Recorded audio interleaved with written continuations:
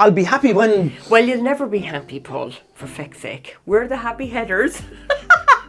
And no matter what Paul thinks, you know, he's going to be happy when he has this done or that done or the other, but he never is.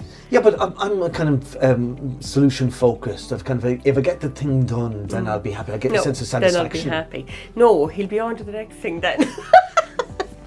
I fecken him. You too used to this lad here. But it's true. Same thing. Many of us are waiting to be happy. Yes. So it's like terms and conditions apply to our contract with happiness in life. Just small little print, sneaky stuff. Yeah. That we will make these agreements with ourselves that I'll do this and this, and when that is right and this is right and that's right and that, then I'll be happy. But do you remember a time in your life when you were actually fully happy? And the thing is, no. Really? You were happy about certain things. That's not good, Paul. No, you'd be happy about certain things, but not about everything. Right. So unless you rub your head on something. Yeah, well, right. maybe, yeah. So certain things, your relationship might be going fine, but your finances might not. Yeah. You could have achieved promotion in your work, but your dog might have died.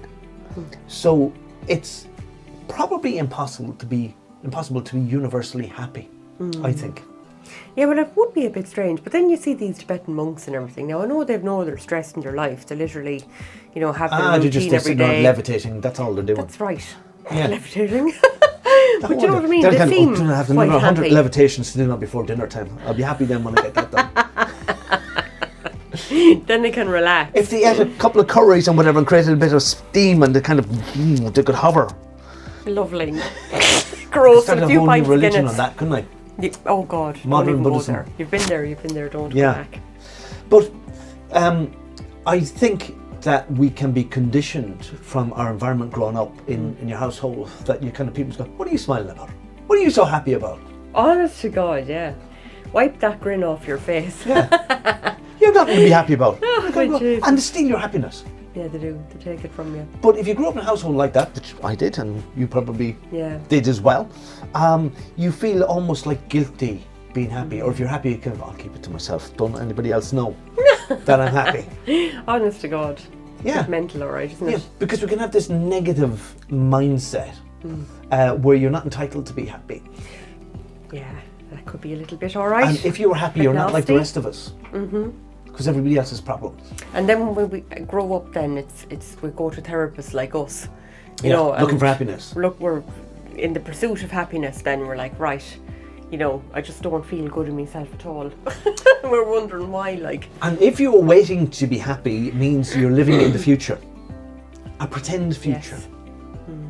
Because you don't actually know for certain how that future is going to turn out. So your aspiration is that I'll be happier when. You might never reach that point when you will be totally happy, because if that was true, you would have reached it already. Which proves my point about Paul earlier.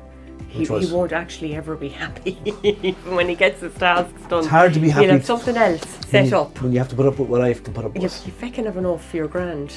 You're lucky to have But me. isn't that the thing too, and we touched on a previous video way back, gratitude. Can you be grateful for things you have without being totally happy?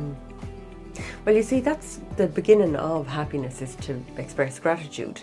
Like, that's You're the not first lying part. to yourself, Siobhan. No, you're not lying to yourself. Ah, you are. Because You're there being are dishonest. things. No, stop it. You There are. there are things and people in your life that you should be grateful for, and that you can be grateful Even though for. they mightn't be making you happy, they might be annoying you. Well, you're not grateful for them ones. I'm not grateful for Paul at this moment because he's annoying me. It's the behaviour she's not grateful for. She He's poking treasures at me I do completely. not. He's a You're fucking kind of nuisance. you're kind of going, I'll be happy when we get off this video and go for a bit of breakfast or something. Maybe. Yeah, I might be thinking about it. But Yes, there are go on. lots of things, Paul, to be grateful for, in fairness. Like, Yeah, but is it You know. that, like, you kind of go, I'd be happy when I win the lotto or become a multi-millionaire? now, here's another little twist for you. Go on. If you're actually really badly suffering with your mental health, it doesn't matter what you feckin' win. Like, you could win the lotto and it won't Yeah. make you happy. No. Do you know? So you do need to mind yourself, don't you, It Paul? magnifies, money magnifies what you already have and who you already are. So if you're an arsehole without money, you are an arsehole, bigger arsehole, you've got more potential to have the arsehole effect on the world. You can spread it out a little bit. That's. Oh my gosh. Are you going to do good or bad? Yes. So, but I find that the little happy things. So one of the things I do is I play pitch and putt Yeah. on a Saturday. Okay. And I kind of go, that's my little thing to be happy about at the end of the week. It's a small little thing. I didn't get to play it last weekend because it was too wet. Went to the course and it was saturated. It was closed. Went on to another course. Nah, it was closed. Went on to another course. An hour and a half away. Closed. No. So then I had to content myself with a cup of coffee. Right. I was like, I'm happy to have a cup of coffee. No, I'm not as happy as I would have been had I got out and played a couple of rounds of golf or pitch and putt. But there again, if the pitch and putt had gone badly, I mightn't be happy anyways. Yes. Yeah, and you could be freezing then as well, and you might have caught a cold cold out in the wet. And that wouldn't be good either, Paul. It'd be bad for you. Yeah. So should we practice gratitude and be happy for the things that are actually right in our lives right now, rather than kicking happiness into the future and kind of hoping that you reach that level where everything is just lovely in your life, that you can be truly happy? Yeah, well, I tend to agree with that, because at the end of the day, life keeps rolling, do you know what I mean? It keeps going, and you know, awful things can happen in a day, and it doesn't matter whether you're a good person or a bad person or a happy person or a sad person. You know, good and bad stuff happens to us all the time. So if we're practicing our little bit of gratitude every day, and we're writing it down and saying, oh yeah, you're acknowledging all the good stuff that's there. Yeah, I used to have a problem with mindset is gratitude though. different. I don't feel grateful because this isn't right. So you kind of go, all of this stuff over here outweighs the little smidging of happiness that I have. Yeah, just you're focusing on the wrong thing then. Yeah, so I should focus on the smidging and get it to grow, or can I just ignore all this stuff? You see, if I ignore all this stuff, I'll never get it worked out and I'll never be happy. Well, they're goals, I suppose, that you need to decipher Other and problems. fix. Issues, yeah, so we can work that out. Do your solution-focused free therapy on that there, Paul. And you'll be flying it. Yeah, but you will, I think, you know, experience happiness now and again in life. I think that's the goal for everybody, isn't it?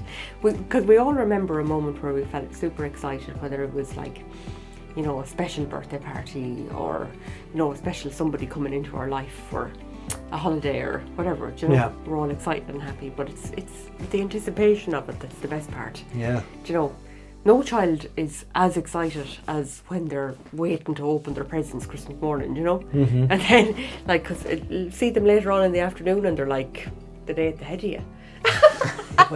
Contrary. They'll be very contrary. Tanked up on sugar. But turkey. Isn't there a myth, really, that the future you is a myth? There might not be a future you. You could drop dead next week. And I find this with people who know that they're going to die, maybe they've got a terminal illness. Sometimes they can become very philosophical and realise, actually, my life hasn't been that bad at all up until this moment. And you begin to focus and treasure the things that are actually important. Is your bank balance actually the be all and end all of everything? You know, the car you're driving, you know, how many holidays a year, are they the important things? No. Well, it's the connections you have with people. Yeah. I would say it's the important, your relationships. That is very important, yeah. Like you have to have good people in your life, do you know? Yeah. Yeah, certainly. So the long and short of it is value the happiness that you have now. Focus on what you are actually happy about. And if you can add to it, well and good. But even if you never did, you can be happy. And if you have money, actually, that is great. Yeah, send it to somebody I'll be happy. We'll take a bit of sponsorship then. We are the Happy Headers. Like us, subscribe to us, and we'll talk to you soon.